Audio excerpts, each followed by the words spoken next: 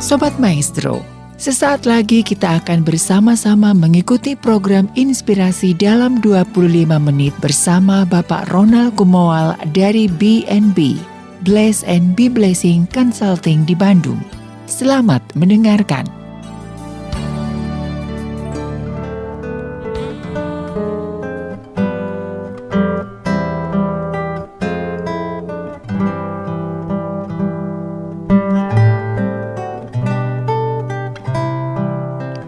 Selamat bergabung dalam Inspirasi dalam 25 menit bersama dengan narasumber yang sejatinya adalah seorang pemerhati masalah sosial dan pendidikan, anak Tuhan yang berkarya sebagai aparatur sipil negara, Direktur Pemberdayaan Sumber Daya Alam dan Teknologi Tepat Guna, Kementerian Desa, Pembangunan Daerah Tertinggal dan Transmigrasi.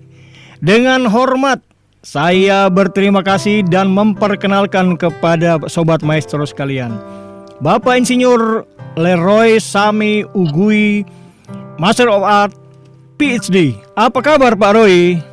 Baik sekali Pak Ronald, terima kasih untuk waktunya. Iya, Pak Roy di Jakarta atau di mana sekarang? Ya, posisi di Jakarta nih. Oh ya. Bagaimana Pak Roy keadaan aktivitas di masa yang masa spesial lah saat ini? Tentu sekarang berubah ya kegiatan-kegiatan kita, tidak banyak lagi kontak fisik, pertemuan-pertemuan fisik, apalagi dengan menghadirkan banyak orang. Tapi aktivitas masih tetap berjalan. Terus tiap hari masih ada pertemuan-pertemuan yang dibatasi gitu jumlah pesertanya. Pola berubah, sedapat mungkin pertemuan melalui internet. Target-target tetap tidak turun ya? Kalau anggaran semua ditujukan kepada penanggulangan COVID-19. Oleh sebab itu kegiatan-kegiatan pun tereduksi sebetulnya untuk di kementerian kita ya, Kementerian Desa. Baik Pak Roy, kita akan berbincang mengenai Desaku yang Kucinta. Tentu kita semua punya kenangan terhadap desa masing-masing, setidaknya desa dari mana orang tua kita berasal.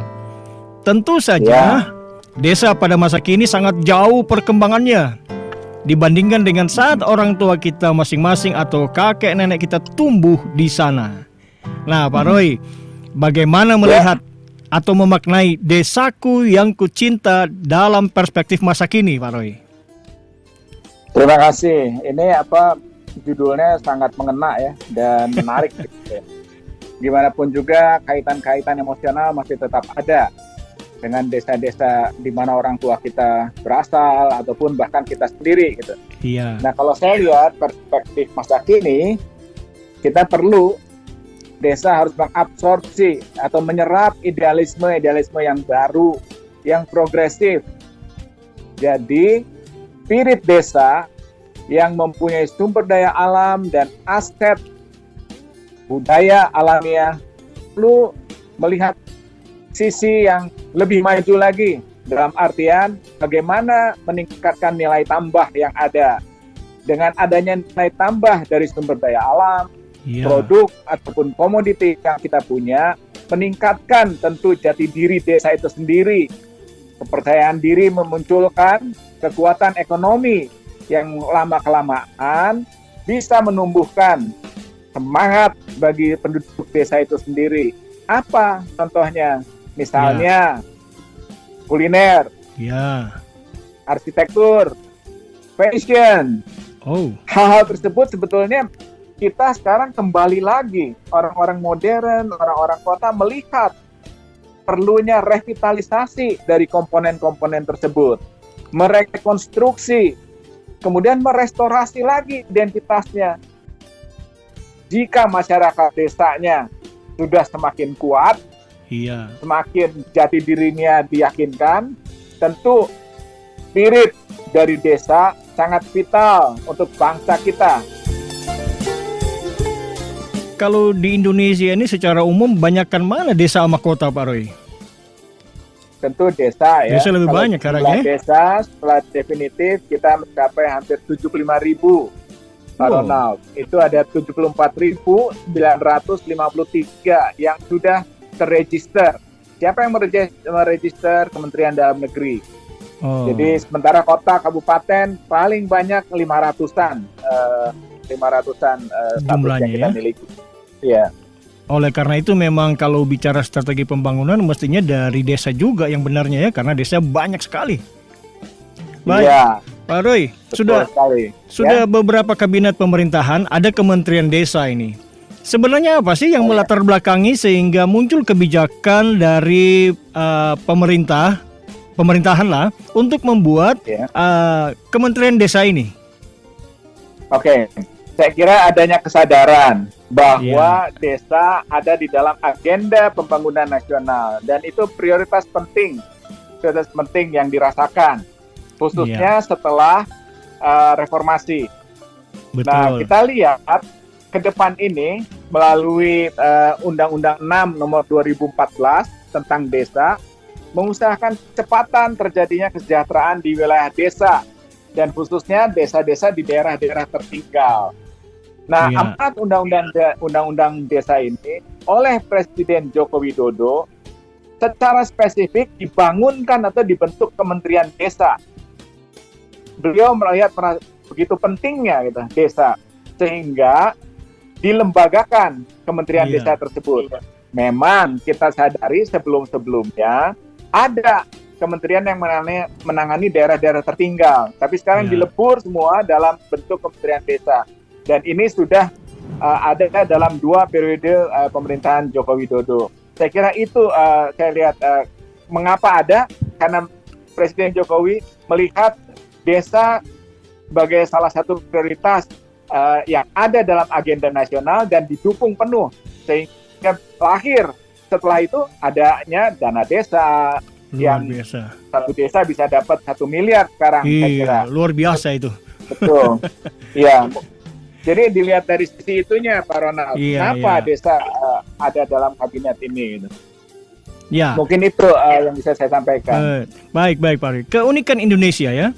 Ini keunikan kita di Indonesia. Hingga saat ini masih ada pemerintahan desa, ada juga kelurahan. Tiap desa Iya.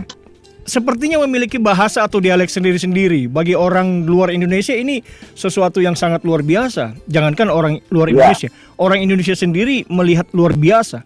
Tiap-tiap daerah, tiap Iya. desa kok dialeknya beda-beda. Apalagi di bagian timur Indonesia ini. Beda kampung, Betul. udah beda bahasanya. Bagaimana Pak Roy melihat hal ini? Ini tentu sebagai satu kearifan lokal ya, saya kira. Iya. Adanya budaya-budaya yang dituangkan dalam bahasa gitu. Iya. Tapi kita perlu melihat kembali, Pak Ronald ya. Iya. Desa sudah ada sebelum NKRI. Oh iya. Sehingga ditegaskan kembali dalam Undang-Undang 6 2014 apa yang disebut dengan asas rekognisi dan asal-usul. Yang Iya. menguatkan sebetulnya, kalau tadi kita singgung mengenai bahasa atau dialek, pas 28 Oktober Iya. tahun 28 kan kita bertanah air satu, berbangsa satu, berbahasa satu. Indonesia. Jadi tetap saya kira perlu Indonesia. Iya. Jadi bahasa desa atau bahasa daerah dialek lokalnya tetap diperlukan, tetap ada, sehingga kita mempunyai rasa kesamaan, rasa persaudaraan dengan Iya. itu. Tapi bahasa persatuan dibutuhkan. Nah, saya kira Iya. ini yang perlu kita tegaskan kembali, Pak Ronald, Iya. bahwa dialek perlu. Kita rasa bersaudara tentu dengan Iya. kesamaan bahasa, dari mendengar, Iya. mengucapkan. Nah, itu semua mengikat kita kan. Tapi Betul kita sekali. juga jangan lupa perlu ada satu bahasa persatuan. Baik Pak Roy, itu kan perspektif kita ya. Ini memang masih hipotesa, tapi anak muda zaman now ini kelihatannya lebih berorientasi berkarir di kota. Nah, bagaimana caranya Pak Roy agar generasi muda ini mau ke desa bukan sekedar berlibur, tapi benar-benar berkarya? Bagaimana Pak Roy? Oke. Saya kasih gambaran seperti ini, Pak Ronald Iya. ya. Ada yang disebut di literatur yang disebut U-turn policy. U-turn policy. Jadi kembali lagi gitu, U-turn policy. Iya. Maknanya seperti ini. Silahkan masyarakat desa, penduduk desa tumbuh berkembang sampai usia tertentu di desanya. Pada Ya. usia-usia produktif sekolah sampai tingkatan sekolah menengah, perguruan tinggi, mungkin lebih banyak ada di kota-kota. Dan itu saya kira wajar. Silakan berbondong-bondong, penuhi perguruan tinggi di kota dari desa-desa itu. Tapi setelah dia selesai memasuki usia produktif, pertimbangkan sebesar-besarnya desa sekarang. Mengapa? Desa punya potensi yang sangat besar, serta dukungan yang dibentuk oleh pemerintah sekarang sangat committed, sangat besar sekali. Pak Ronald, bisa saya gambarkan contoh sekarang ini. UMP di Jawa Barat sekarang berapa? Misalnya 2 juta saja. Kalau di Jakarta, sekitar 4 juta sekian. Misalnya 2 juta sekian. Desa-desa di Jawa Barat sendiri, itu rata-rata lebih dari 1 miliar dana desanya. Desa bisa meng-hire sarjana-sarjana baru tersebut. Kebutuhan-kebutuhannya tentu sangat diharapkan oleh masyarakat desa. Oleh sebab itu, saya sebut tadi, U-turn policy itu sangat penting. Desa mempunyai potensi yang besar banget. Dia ada BUMDes sekarang, Badan Usaha Milik Desa, dengan adanya Undang-Undang Cipta Kerja, menjadi entitas lembaga hukum, badan usaha yang sangat memberikan kesempatan besar bagi pemuda-pemudi yang berasal dari desa dengan kemampuan yang mumpuni mengembangkan usaha-usahanya. Kenapa saya sangat begitu antusias jawab pertanyaan ini? Karena desa-desa pada zaman sekarang ini akan setara kenyamanannya dengan kota dalam hal aksesibilitas. Begitu mudahnya kita ulang-alik dari kota ke desa. Mau angkutan udara, angkutan laut, angkutan darat, bahkan di Jawa sendiri saya kira dari ujung barat sampai ujung timur begitu mudah aksesnya. Yang berikutnya memang kita usahakan kenyamanan yang sama. Misalnya akses internet. Nah ini memang kita masih ada gap yang cukup besar. Masih ada ribuan desa yang belum akses itu. Bahwa kenyamanan yang oleh penduduk kota, kalau bicara dengan air, banyak sekali desa-desa yang memiliki air jauh lebih berkualitas daripada yang dipakai di kota. Udara yang besar, desa-desa memiliki udara yang jauh lebih bersih daripada udara di kota. Jadi saya kira ini harus ditekankan, ditegaskan terus bahwa desa memberikan kesempatan, memberikan wadah tempat yang begitu besarnya untuk kita melihat kembali ke desa. Desa sekarang beda dengan desa ketika kakek, nenek, anak-anak sekalian masih di kampung. Desa sekarang sudah berbeda dengan ketika orang tua, anak-anak muda saat ini masih berada di kampung. Desa sekarang sudah maju. Desaku yang kucinta, pujaan hatiku, tempat ayah dan bunda dan handai tolanku,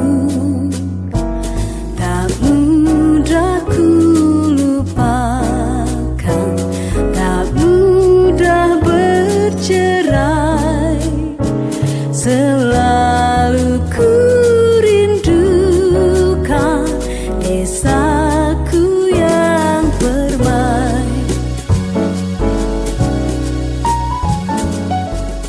Ada masalah yang relatif sama ya, yang tadi Pak Roy sudah singgung, yaitu aksesibilitas tentang koneksi virtual misalnya ya.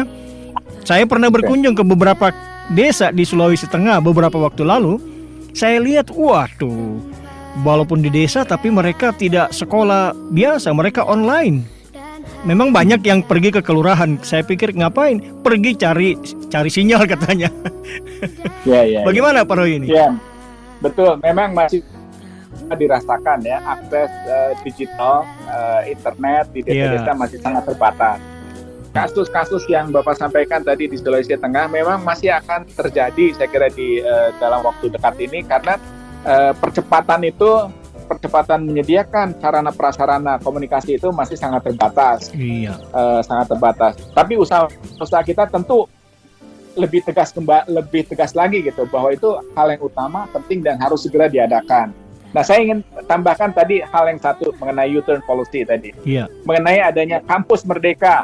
Wow. Pak Ronald. Gimana nih Pak Roy? Kampus UPK ini di mana mahasiswa yang sudah tidak mempunyai kelas-kelas lagi bisa menyempatkan 3 semester belajar sendiri, mengerjakan aktivitas sendiri, atau membuat proyek-proyek usulannya sendiri di desa. Jadi salah satu bentuknya adalah juga mempercepat atau memberikan akses bagaimana mahasiswa-mahasiswa itu memanfaatkan jaringan-jaringan internet yang misalnya kalau belum kuat, bagaimana memperkuatnya, bagaimana membentuk kelompok-kelompok akses belajar di pusat-pusat community, pusat-pusat masyarakat, seperti misalnya di sekolah, di kantor-kantor, kantor desa. Nah itu kita ada kerjasama. Jadi puskesmas, kantor sekolah, kantor desa diusahakan ada dulu akses internet. Iya, betul. Antara lain sudah dibuktikan dengan mereka harus melaporkan dana desa secara berkala. Nah, di tempat itu mahasiswa-mahasiswa itu diminta mengembangkan supaya tadi keterbatasan sekolah melalui di rumah saja itu bisa diatasi melalui bersama berkumpul di kantor-kantor entah puskesmas, entah kantor desa, entah sekolah yang ada di desa, ada akses internetnya. Itu Pak Ronald yang ingin saya tegaskan. Di tengah keterbatasan harus sekolah dari rumah, Kampus Merdeka itu juga memberikan kesempatan untuk mereka mahasiswa-mahasiswa berkarya sehingga menyempatkan anak-anak bisa mempunyai akses internet sebaik-baiknya gitu. Itu mungkin yang bisa saya gambarkan bagaimana percepatan yang sedang kita lakukan. Baik Pak Roy, ini menarik kali informasi ini. Jadi kalau sekarang kan ada mahasiswa yang ya barangkali karena belum saatnya berkumpul jadi masih di desa atau di kampungnya masing-masing, ada juga yang tinggal tunggu wisuda. Kalau yang tadi Pak Roy sampaikan, mereka harus komunikasi ke mana Pak Roy? Ke kantor desa atau ke puskesmas atau kemana Pak? Yang kami sampaikan tadi mengenai tempat-tempat di mana internet hampir pasti ada adalah di puskesmas, di kantor-kantor pemerintah, kantor pemerintah, kantor desanya, ataupun kantor-kantor lain kalau di perbatasan biasanya aparat pertahanan keamanan dia punya. Nah itu yang kita usahakan memanfaatkan itu maksudnya. Begitu Pak Ronald. Baik Pak Roy. Nah Pak Roy, kalau saat ini kan di pemerintahan saat ini ya ada narasi besar yaitu kemajuan, termasuk kemajuan desa. Nah, apakah itu berarti juga alih teknologi dan industri sampai ke desa? Nah, pertanyaan ini kan menjadi sensitif karena apakah itu tidak akan mengganggu tatanan sosial yang sudah mapan yang ada di desa? Bagaimana Pak Roy? Betul. Jadi Pak Ronald ini kebetulan terkait dengan title dari apa yang saya emban sekarang di Kementerian Desa. Sebagai Direktur Pendayagunaan Sumber Daya Alam dan Teknologi Tepat Guna. Jadi sudah 21 kali sejak reformasi kita menyelenggarakan apa yang disebut gelar Teknologi Tepat Guna Nasional. Nah, kita bangkitkan pos pelayanan teknologi yang ada di kecamatan-kecamatan atau di desa-desa itu mengembangkan teknologi-teknologi yang mudah diserap oleh masyarakat desa, mudah diduplikasikan, direplikasikan oleh masyarakat desa, dan sebetulnya kalau bisa mudah dibuatnya juga. Meskipun kebanyakan dibantu bekerjasama dengan perguruan tinggi setempat. Jadi bahwa teknologi dibutuhkan dan industri akan lahir di desa-desa terutama dalam hal meningkatkan nilai tambah dari produk-produk atau komoditi-komoditi yang ada di desa. Jadi saya kira itu mau tidak mau di waktu ke depan apa yang disebut dengan kebutuhan alih teknologi industrialisasi di desa wajar perlu dihadapi dengan kesiapan kita di mana masyarakat desanya siap dengan teknologi. Mulai sekarang dengan teknologi informasi komunikasi. Itu juga masih terbatas kan. Betul. Masih banyak penduduk desa masih di tahap 2G. Mungkin 3G lah at least. Sementara sudah 4G, yang lain udah 5G lagi. Hal-hal seperti ini harus terus-menerus dipercepat, dijembatani saya kira Pak Ronald. Mungkin itu. Baik Pak Roy. Ternyata di desa sekarang sudah ada penerapan teknologi tepat guna ya, luar biasa. Sobat Maestro dimanapun berada, itulah yang tadi disampaikan bahwa desa zaman now beda dengan desa ketika orang tua kita masih di desa. Nah Pak Roy, kalau boleh tahu, ini secara umum saja Pak Roy, untuk memberi semangat, untuk memberi inspirasi supaya semangat mendengarnya. Ya. Desa mana sih atau di provinsi mana sih yang rata-rata desanya sudah maju dalam hal penerapan teknologi tepat guna? Oke, secara langsung saya sebut Jawa Tengah sebetulnya. Oh, Jawa Tengah ya? Sudah maju sekali. Jawa Tengah dan sekitar Yogyakarta. Banyak contoh-contoh desa-desa menerapkan teknologi atau TTG yang mumpuni dan bisa direplikasikan dimanapun. Tapi saya yakin di Jawa Barat juga ada, misalnya pengolahan hasil tani. Misalnya pengeringan gabah misalnya. Iya. Mereka temukan pola-pola yang baru. Kemudian untuk desa-desa pantai di Jawa Tengah itu apa yang disebut dengan alat-alat panen garam, mekanisasi garam rakyat itu sudah bahkan alat-alatnya diekspor. Oh, luar biasa. Antara lain ke India yang banyak. Nah, terapan-terapan seperti itu, penggunaan ini juga limbah hewan. Nah, ini banyak sekali contoh-contohnya. Kalau di luar Jawa di mana Pak Roy kira-kira? Di luar Jawa, kalau saya lihat di kantong-kantong desa-desa bekas transmigrasi tumbuh pesat. Teknologi-teknologi terapan yang dimanfaatkan di desa-desa. Iya. Misalnya di Kalimantan Utara, di Sulawesi Barat itu juga maju. Sumatera Selatan, desa-desa bekas transmigrasi itu maju pesat penerapan TTG-nya, teknologi tepat gunanya. Gitu Pak Ronald. Anak-anak muda sekalian, Sobat Maestro, ayo sekali lagi ada U-turn policy. Mari kita majukan desa kita bersama-sama. Jangan berpikir yang jauh-jauh. Ternyata teknologi tepat guna, Kementerian Desa pemerintah kita sudah menyiapkan fasilitas untuk berkontribusi memajukan desa kita masing-masing. Nah, Pak Roy, saat ini kan kita berada dalam suasana Hari Pahlawan ini, Pak Roy. Pas sekali nih. Bagaimana memaknai Hari Pahlawan dalam perspektif membangun desaku yang kucinta? Oke, ada statement yang saya kira bagus untuk terus dikenang dalam rangka Hari Pahlawan juga khususnya bagi pemuda. Pemuda itu punya pemikiran, punya tenaga yang besar, semangat yang tidak terbatas, apalagi kreativitasnya untuk bergerak membangun desa. Jika pemuda-pemudi terus diberdayakan secara maksimal, saya yakin hampir 75.000 desa yang ada sekarang itu akan cepat merasakan kesejahteraannya. Ayo pemuda-pemudi kembali membangun desanya, desa di sekitar kita ataupun desa di mana kita berasal. Mungkin itu Pak Ronald dalam rangka 10 November Hari Pahlawan, dan juga tidak lama kita baru saja melewati Hari Sumpah Pemuda. Itu yang ingin saya sampaikan. Luar biasa. Anak-anak muda sekalian, pahlawan zaman now adalah pahlawan yang mau bersama-sama dalam membangun desa. Terima kasih Pak Roy untuk inspirasinya. Dan sekarang Pak Roy, ada inspiratif closing statement dari Pak Roy, silakan. Jadi kalau ada satu lagi tadi dengan lagu Desaku yang kucinta, jangan lupa lagu Ibu Pertiwi. Hutan, gunung, sawah, lautan, simpanan kekayaan. Pertanyaannya sekarang, di manakah simpanan kekayaan itu? Saya yakinnya ada di desa. Masyarakat kota tanpa desa tidak akan bisa berbuat apa-apa.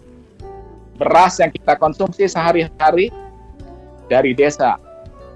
Minyak, ayam, ikan, sayuran, telur, hampir seluruhnya dari desa. Oleh sebab itu, jangan kita minder kalau disebut sebagai orang kembali ke desa dengan keunikannya sendiri. Peran aktif pemuda zaman now dalam membangun desa, menjadikan dirinya sebagai pahlawan membangun desa kita, Indonesia maju. Demikian Pak Ronald, terima kasih. Pak Roy, terima kasih banyak sudah memberi waktu untuk bukan saja memberi inspirasi, tapi memberi semangat kepada Sobat Maestro, khususnya anak-anak muda. Luar biasa. Terima kasih. Ya, terima kasih Pak Roy, terima kasih sudah bersama-sama berbagi kebaikan di sini. Terima kasih Pak Roy ya. Ya, Tuhan berkati. Tuhan berkati Pak Roy, terima kasih. Demikian perbincangan inspiratif dengan Bapak Insinyur Leroy Sami Ugui, Master of Art PhD. Direktur Pendayagunaan Sumber Daya Alam dan Teknologi Tepat Guna, Kementerian Desa, Pembangunan Daerah Tertinggal dan Transmigrasi Republik Indonesia. Semoga percakapan ini membawa dampak yang berguna dan bermakna. Selamat merayakan Hari Pahlawan. Selamat membangun desaku yang kucinta. Salam sehat, terus berkreasi, terus berkarya. Saya Ronald Kumowal di Bandung. Sobat Maestro, Anda baru saja mengikuti program Inspirasi dalam 25 menit bersama Bapak Ronald Kumowal dari BNB, Bless and Be Blessing Consulting di Bandung. Terima kasih atas kebersamaan Anda.